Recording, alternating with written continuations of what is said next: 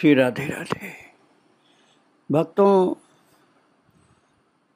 प्रेम यदि बहुत उच्च कोटि का हो तो सामान्य मनुष्य के समझ में नहीं आता, तो उसको लोग या तो पागल कहते हैं उस प्रेमी को, या उसको कहते हैं कि कोई भूत लग गया है इसको, या कोई रोग हो गया है। आप चंपा गोपी की बात सुन रहे थे, जो कृष्ण के प्रेम से ऐसी दशा में पहुंच गई थी, और कृष्ण से ही कहा गया कि उसको कोई भूत लग गया है, लाला उसको ठीक कर दे। तो कन्हई बोले, यमुना तट को भूत मेरे बस को ना आए, तुम लोग महर्षि शांडिल्य के समीप जाओ। और शांडिल्य को तो सब पता था। शांडिल्य को जब यह बात बताई गई तो बोले, बेटा चिंता जैसी कोई बात नहीं है, न तो चंपा को कोई भूत लगा है और न कोई रोग है। उसने कोई अचिंत्य, अतर्क, अनिर्वचनीय और अपरूप वस्तु देख ली है, इससे चित्त भ्रमित हो गया है। महाराज जी को तो पता था शांडिल्य को, लेकिन वो उसे खोलना नहीं चाहते थे। तो एक गोप ने कहा, जो जयंत नाम का था, जो चंपा की जो बहन का पति था, अर्थात जीजा कह लो, तो उसने कहा कि शांडिल्य जी से कि महाराज जी, ऐसी क्या वस्तु हो सकती है हमारे ब्रज में जो आप बता रहे हैं अतर्क, अनिर्वचनीय और अपरूप वस्तु देख लिया। तो वो तो भगवती को बता रही थी कि कोई छोरा ने उसकी आंख मूंद ली थी पीछे से आके। शांडिल्य ऋषि से कहा उसने, गोप ने, कि कहीं हमारा कन्हैया तो नहीं है महाराज, उसकी बहन चिंता से सूख रही है कि कहीं यमुना में न कूद जाए वो। यमुना में कूदे कि गिर से कूदे, उसका रक्षक उसे संभाल लेगा। शांडिल्य ऋषि ने कहा कि चाहे यमुना में कूदे चाहे पहाड़ पर से कूदे, उसका रक्षक उसको संभाल लेगा, तुम चिंता मत करो। तो महाराज जी ने कहा शांडिल्य ऋषि ने कि कहीं से भी कूदे वो उसकी रक्षा भगवान करेंगे। भगवान का मतलब यहाँ कृष्ण से था, तो ये कह दिया कि वो उसका रक्षक उसका संभाल लेगा। तो एक गोप ने पूछा कि महाराज जी, क्या ऐसी ही बनी रहेगी वो पागल की दशा में? तो शांडिल्य ऋषि क्या बोले? वो बोले, ऐसा भाग्य किसका है कि ऐसा ही बना रहे हमेशा। ऐसे जब बोल रहे थे महाराज जी, जैसे अपनी ही कोई बात याद करके बोल रहे थे कि ऐसा भाग्य किसका है कि ऐसा सदा बना रहे। उनको जीवन में अनुभव जो हुआ था प्रेम की पागल दशा का, जैसे उसको याद करके महाराज जी बोल रहे थे कि ऐसा भाग्य किसका है सदा ऐसा बना रहे। कौन कह सकता है कि अवस्था जीवन भर बनी रहेगी? किंतु वे करुणा भरवाले हैं। उनके अतिरिक्त और कौन है जो जीव को यूं सहज अपना लें? फिर अपना करके त्यागना भी तो उनको आता नहीं है। अंदर से अपना लेते हैं, बाहर से भले त्याग दें। उनकी लीला ही ऐसी है। शांडिल्य ऋषि अभी अपने भाव में बोल रहे थे, फिर सचेत होकर के बोले, तुम बहू से कह देना चंपा जो करे जैसे करे, जैसे रहे रहने दो, धीरे धीरे स्वस्थ हो जाएगी।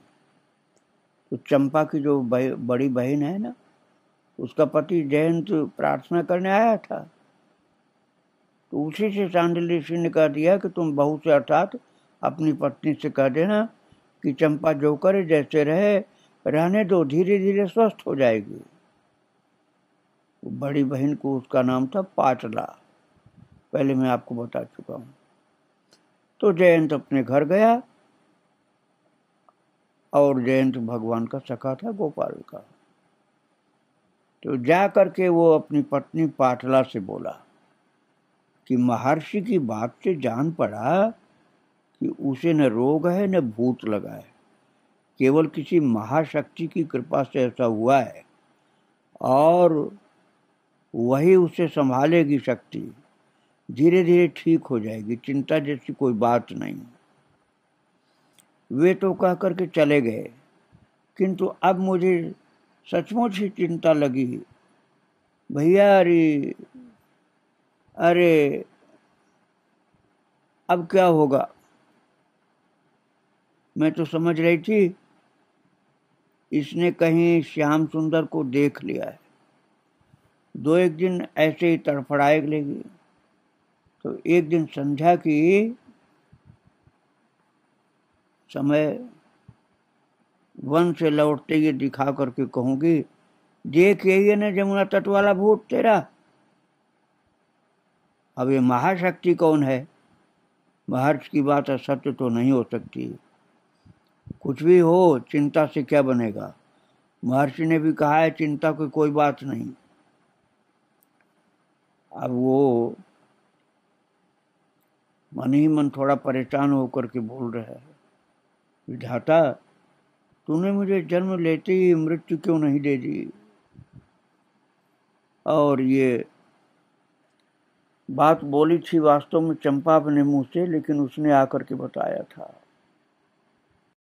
अब कहाँ जाऊं और क्या कह करके किसको पुकारूं। हाय, किसको घड़ी में इस ब्रज में पैर रखा मैंने। ऐसा बोल करके चंपा बिलक बिलक कर रोती और अचेत हो जाती, और कभी मौन होकर के मूर्ति सी स्थिर हो जाती है। नित्य सूर्योदय से पूर्व ही यमुना तट पर जाकर बैठ जाती है, और सांझ को उसको समझा करके उसकी बहन उसको घर लेकर के आती है, अथवा अपने पति को भेजती है कि उसको समझा बुझा कर ले आओ। तो उसका पति जो है वो उसको ले करके, उसकी बहन का पति उसको समझा के ले आता है, और उसकी बहन का जी सूख जाता है। मैया क्या कहेगी। अरे मैया भी चिंता करती है, कैसी फूल सी हंसती खेलती छोरी थी, अब दिन में, थोड़े से दिन में, 2-3 दिन में मुरझा गई एकदम। और चंपा का रंग भी सांवला सा हो गया, लंबे लंबे काले केश उलझ करके लटें बन गई, और आंखें होठ रोने के कारण सूजे से रहते हैं। केश, मुख और शरीर मिट्टी में सना सा रहता है। 2-4 दिन में ही ऐसी दशा हो गई है बेचारी की, पहचानी नहीं जाती। और कोई कोई फिर भी पूछ लेते हैं, जयंत तेरी साली आई थी ना, वापस चली गई क्या, दिखाई नहीं देती। और चंपा की बड़ी बहन का जो पति है ना जयंत, उससे लोग पूछते हैं कि तेरी साली आई थी ना, कहाँ चली गई, दिखाई नहीं देती। तो वो कहता है कि मैं क्या कहूँ। तो बोलता है, नहीं भैया, कहीं गई नहीं है, बड़ी शर्मीली है, घर पर ही रहती है, किंतु ये बात कितने दिन चलेगी। और वो सोचता है कि पागल सी हो गई, ये बात बताना तो मुश्किल लगता है। पूरे घर का खान पान आधा हो गया उसकी चिंता में। हमारा कन्हैया ऐसी कोई समस्या नहीं जिसे सुलझा न सके, वही ये सुलझा पाएगा, इस समस्या का निदान वही कर पाएगा। लेकिन जब जयंत ने कन्हैया से कहा तो कन्हैया रूखा सा बोला, ये रोग मेरे बस का नहीं है। दादा देख करके क्या करूंगा, महर्षि ने कहा है तो ठीक ही हो जाएगी। अब तो महर्षि की बात का ही आसरा है। यदि इस बीच चंपा की इसके पांव से कोई कृपा हो जाए कन्हैया के चरण से, तो शायद कुछ हो जाए। फिर जयंत सोचता है कि महर्षि ने तो कहा है कि ठीक हो जाएगी, तो हो ही जाए शायद। और ऐसी अवस्था में उसको गांव भी तो नहीं भेज सकते हैं। सब लोग कहेंगे इस लड़की को क्या हो गया, ये तो पागल सी हो गई, या भूत लग गया, या कोई बीमारी हो गई, इसलिए अभी इसके गांव भेजने लायक तो ये है नहीं। चंपा की दशा देख करके कोई समझ नहीं पा रहा वास्तव में कि इसको भूत लगा है, या कोई रोग हो गया है, या पागल हो गई है। और महाराज चंपा की जो दशा है वो क्या बोलती है कुछ कहा नहीं जा सकता है। प्यार से कभी कभी हंस भी पड़ती है वो, कभी रोती है, और बोलती सी है वो, आहा ये तो गगन में खड़ा है। तुम उस दिन रूठ गए थे मुझसे, मेरी जीभ सूख गई थी, इससे बोला नहीं गया। आज आज आओ, जो पूछोगे वही कहोगे, आ जाओ मेरे पास। अब मैं गूंगी जैसी नहीं रहूंगी, मैं बोलूंगी। मेरा नाम चंपा है, तुम्हारा क्या नाम है बताओ तो। और भक्तों, यमुना जी के किनारे अकेली पड़ी हुई चंपा बोल रही है। वो कह रहे, अरे तुम तो कदम के भीतर घुस पड़े हो, मुझसे छिपना चाहते हो, किंतु मैंने तो तुम्हें देख लिया है। अब निकल भी आओ, आओ हम दोनों मिल करके खेलें। ये क्या, तुम जल में उतर पड़े? अरे तुम जल थल गगन वृक्ष पशु पाहन सब में हो। ये पत्थर पत्थर नहीं रहे, ये पशु, ये यमुना, ये सब तुम्हारे रूप हो गए हैं। ये कहाँ गए तुम? ये सब क्या मेरा भ्रम था? अब तुम दिखलाई पड़ते हो, कुछ नहीं दिखता मुझे। किससे तुम्हारा ठौर ठिकाना पूछूं, किससे मांगू तुझे? ये अरे किसका प्रतिबिंब है? डाल पर बैठ करके पांव पानी पर लटकाए हैं। आह ये तो वही है मेरे प्राणों की औषधि। रे मन थोड़ा धीरज धर, उन्हें ज्ञात न हो इस तरह उनके चरणों में जा करके पड़ूंगी, धीरे धीरे चल के जाऊंगी। मुझे कुछ नहीं चाहिए, केवल तुम्हारे दर्शन की भिक्षा चाहिए और कुछ नहीं चाहिए। कहीं वृक्ष से कूद करके चल दिए तो इससे अच्छा तो यही है कि इन्हें देखते हुए यमुना में समा जाऊं। यमुना महारानी, एक ही है विनय, एक ही विनय है तुमसे, मेरे मृत तन का बस एक बार अपनी लहरों के हाथों से उनके चरणों का स्पर्श करा देना, क्योंकि मेरा शरीर अब मृत ही हो जाएगा। तो अपनी लहरों से उनके चरणों का स्पर्श मुझे करा देना। ये शरीर बहता हुआ उनके चरणों को छू जाए एक बार, वे देख लें अपने कमल नेत्रों से एक बार बस। सच ही है, चंपा के पास श्याम भला क्यों आएगा? विधाता अगले जन्म में मुझे कोई फूल बना देना, कोई कमल बना देना, गुलाब बना देना, जिससे उनका स्पर्श मिले। अरे अब विलंब क्यों? इस लहर में ही मेरी मन की ज्वाला शांत हो जाए और तब तक एक आवाज आई, भाभी, अरे ओ भाभी, देख ये कौन है, तेरी बहन तो नहीं है? और फिर बोल उधर से आवाज आई, हाँ लाला हाँ, कहाँ थी ये? तुम्हारे दादा तो ढूंढते ढूंढते थक गए, ये कहाँ तुमको मिल गई? कन्हैया ने कहा, ऐसी मिल गई मुझको। और इस तरह से कन्हैया ने खबर दे दी कि चंपा को खोज रहे थे, चंपा मुझे मिल गई है। बात ये भक्तों की, चंपा की बहन जिसकी ससुराल है वहां, और उसका पति जयंत और उसके सखा लोग सब खोजते थे, चंपा कहीं मिलती नहीं थी। अब कन्हैया ने खोज लिया और कन्हैया ने ही बता दिया कि ये तुम्हारी बहन तो नहीं है।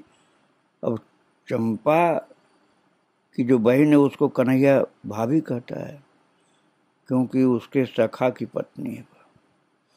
इसलिए कहा, भाभी ये मुझको मिली है जमुना में बहते हुए।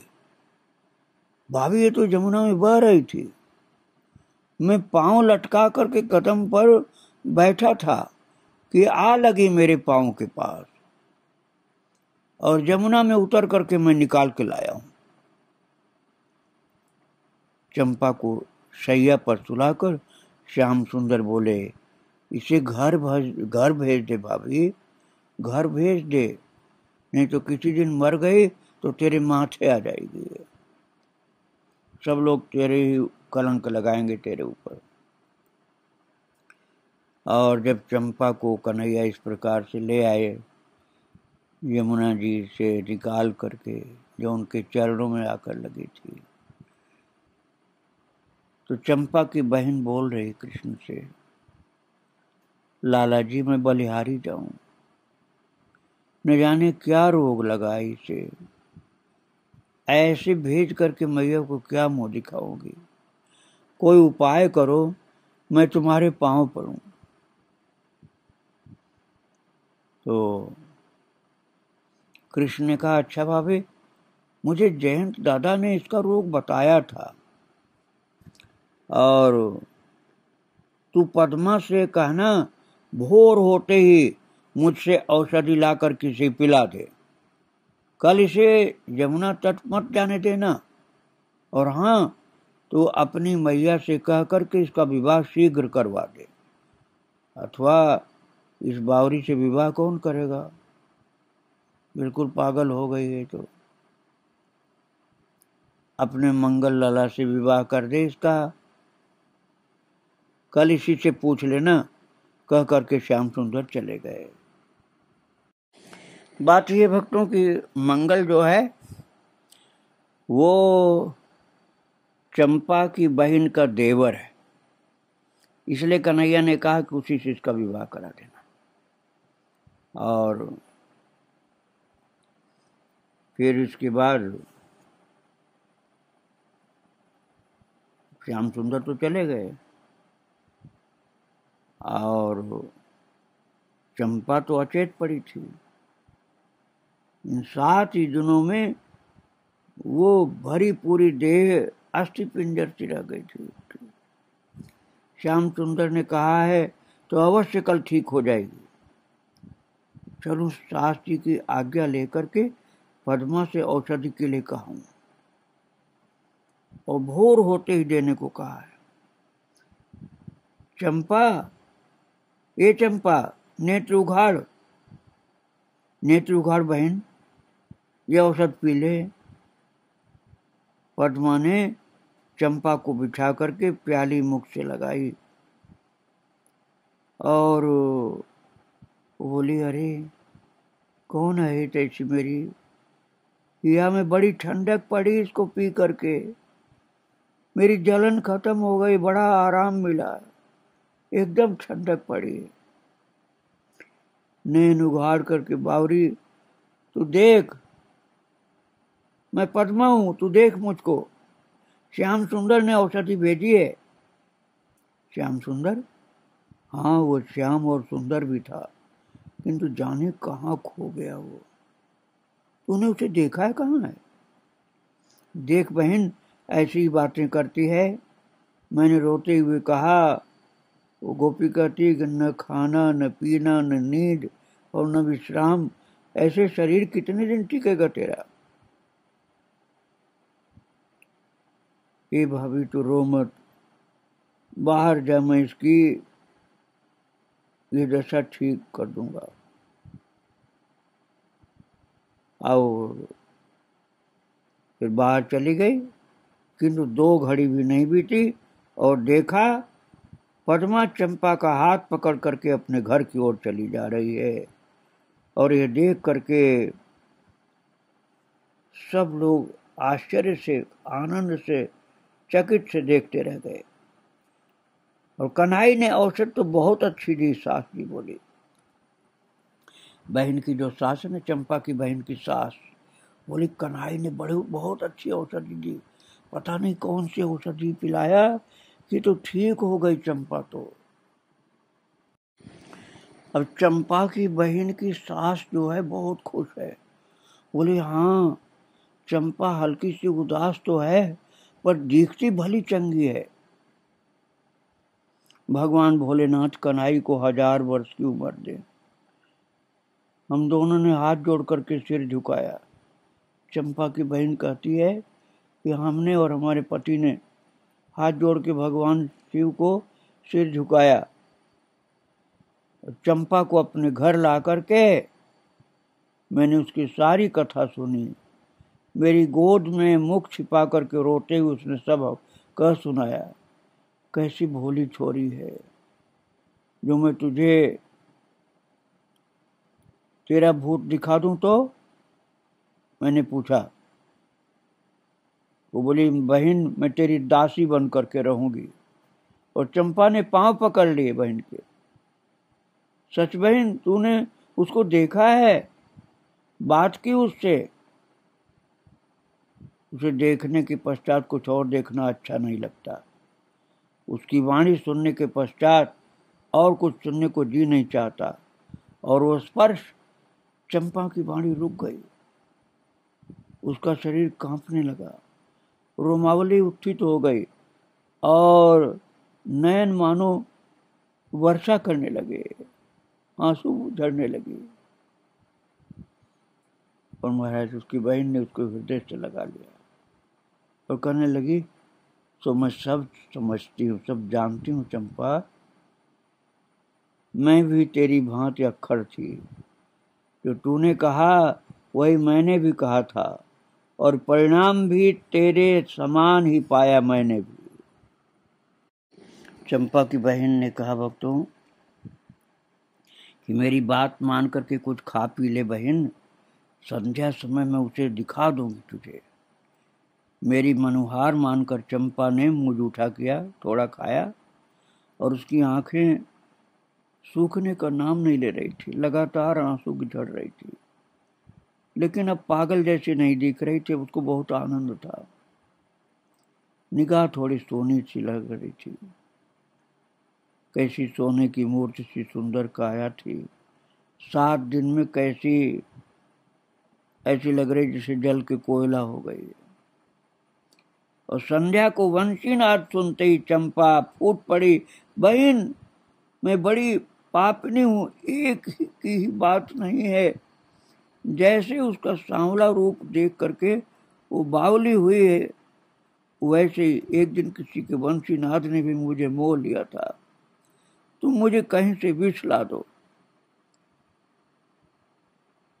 और ये मुख अब कहीं दिखाने योग्य नहीं है। आज कोई उत्सव बहन? चंपा ने पूछा। नहीं तो क्यों पूछ रही?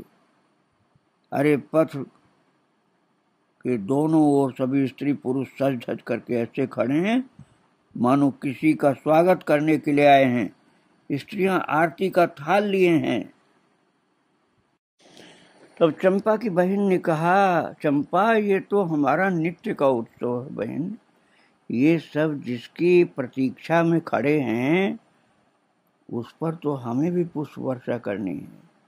सम्मुख झरोखों में देख, एक भी खाली नहीं।